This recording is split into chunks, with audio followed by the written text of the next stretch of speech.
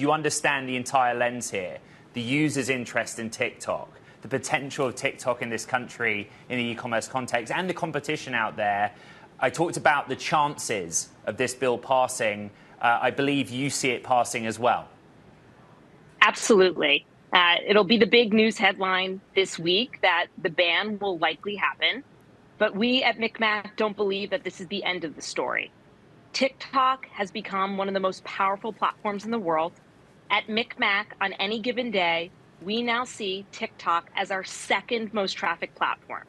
Meta being number one, TikTok being number two. We have to remember, TikTok didn't enter the cultural zeitgeist until 2019. And fast forward today, it has leapfrogged YouTube, Snap, Pinterest, and of course X in terms of brand investment and traffic. So we don't believe this will be the end of TikTok. TikTok will absolutely fight this the way that they did with Trump in 2020 and Montana last year. That will then create some time for a divestiture to really come to life. And why wouldn't Salesforce or Microsoft or Adobe or Walmart, Amazon or Meta make a land grab for this? 50% of Americans use TikTok. Well, the reason they might not is because China won't let them. We've also got to factor in the fact that China might not sell it, or indeed they wouldn't let the access to the technology. But let's go with the fact that maybe they are able to buy it here in the US. I'm just interested, amidst this uncertainty, because they've still got a year, if this goes past the Senate, they've then got a year to sell themselves. Do any of your 1,200 brands that use you, that come through you, start to pull back on their investment in TikTok, do you think, at all? This has been a part of the dialogue for the past year, that a ban could happen. And for some of the advertisers, we've seen a slight pause. That being said, TikTok traffic at MikMak has grown 40% year over year.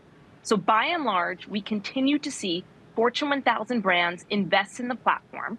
And not only are they investing it from an advertising standpoint, they're starting to invest in it in terms of a standalone commerce channel, now with the advent of TikTok shops. So we're not seeing brands pull back, but the reality is, with advertising, it's very easy to turn on and off. We saw this happen with Meta, with YouTube, with X, and so brands have options. If they choose not to invest in TikTok, they're going to reallocate spend to other social channels, as well as programmatic like The Trade Desk, or CTV like Roku. So I'm not overly worried in terms of what will happen in the advertising landscape. There's plenty of options for brands to drive reach, awareness, and conversion.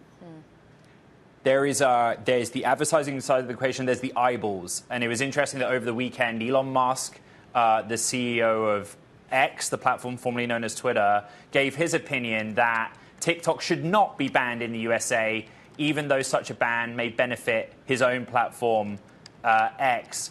Therein lies the value of it. You talked about the e-commerce side, but for me, the thing we never talk about that much is 50% almost of all Americans use TikTok. That is scale that many other platforms don't have. Absolutely. I mean, it's why TikTok is now our second most trafficked channel at MikMak. Meta is number one. There's very few places for you to reach all US American households. And so to reach 50% of them with essentially one ad buy on TikTok is extremely powerful. And per Musk, I mean, we're talking about setting a precedent that really interferes with the First Amendment, which is why at MikMak we believe that if things can play out, a divestiture is most likely the best outcome for everyone. ByteDance might not see it that way, but in terms of the US government, if I were them, I would be pushing for a divestiture.